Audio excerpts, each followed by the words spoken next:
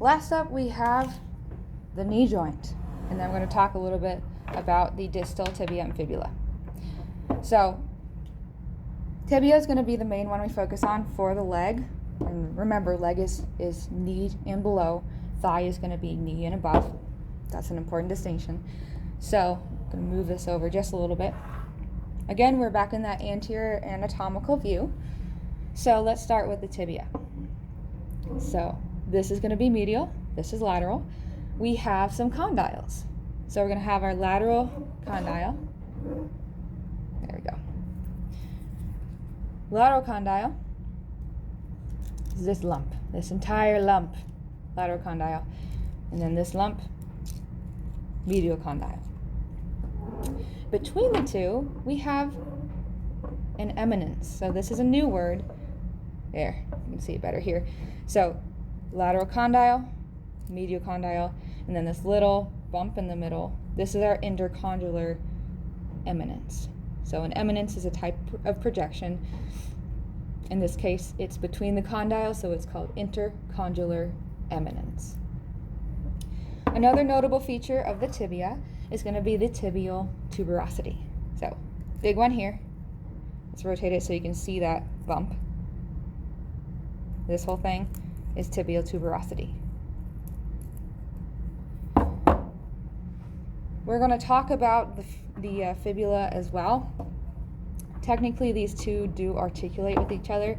Fibula is not really bearing a lot of weight, so we don't spend as much time on it. And there's also less that we can see there. So let's finish off with the tibia, and then we'll talk about, just briefly, about the fibula. So, I'm going to move that femur out of the way. We're moving distally. So, this might look a little familiar to the forearm with the ulna and the radius, because we have, in this case, something similar to styloid processes. In this case, they're called malleoli, the plural of malleolus. So there's going to be one on each bone here. We have a medial malleolus, which is going to be the most prominent, and we also have a lateral malleolus. So this guy's a lot smaller.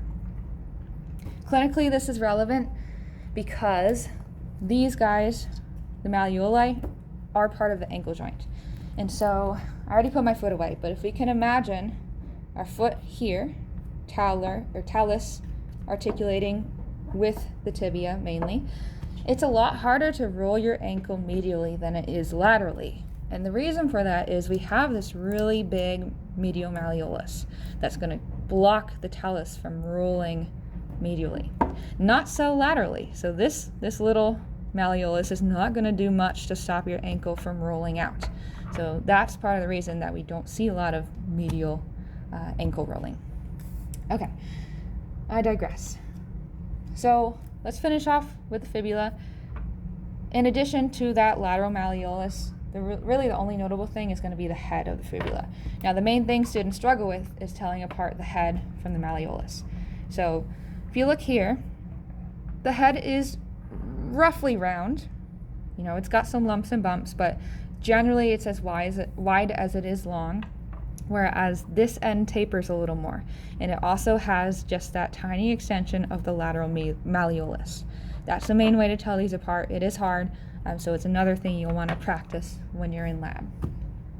Okay, we're going to talk more about joints when we get to the articulations lab, but these do technically articulate with one another. So we have a smooth surface on the fibula that's going to articulate with our tibia. So they kind of squish together like this. You don't need to know that for the lab exam, but it is helpful to visualize those things. And that concludes bones.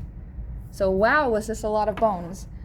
You're going to want to watch these videos more than once, go through it with your notes. I always recommend drawing. It is tedious, but it will force you to draw all of the landmarks and know exactly where they are. And of course, things on camera are not always going to show up as well as they will in real life. They rarely do. So when we are in class next Friday, we're going to hit the ground running and have a lot of time to review appendicular skeleton. So good luck. As always, email me if you have questions, and I'll see you Friday.